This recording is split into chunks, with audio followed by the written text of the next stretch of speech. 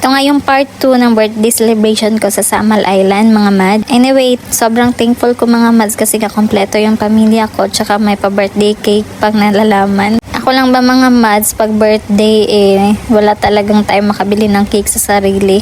Anyway, gusto ko talaga magbigay ng cake sa mga nagba-birthday mga mads kasi nga alam ko yung pakiramdam na walang cake, pero anyway, hindi makabili ng cake sa sarili kahit may pambili na. Joke. Moving forward nga, ito yung nandito na kami sa labas at nagiinuman mga mads kasi tapos nang maligo yung mga bata.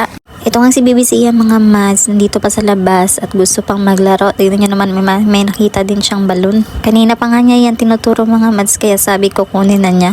Ito nga, buti na lang nandito si ate at tinulungan siyang makuha yung balon.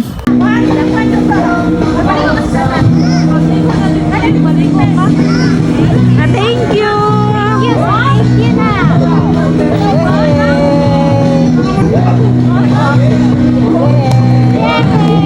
Kinabukasan nga nito mga mads, naligo na rin kami ng dagat. Tingnan nyo naman, may pa-aura pa nga yung mami joy nyo. Charot. Pagkatapos nga nito mga mads, hindi ko na na-videohan na nakauwi na kami at ngayon nga ay nandito kami sa bukid nila Padi. Tingnan nyo naman yung aling maliit tsaka yung pinsan niya mga mads naglalaro at gustong lumabas kasi nga gusto nilang maglaro dun sa lupa.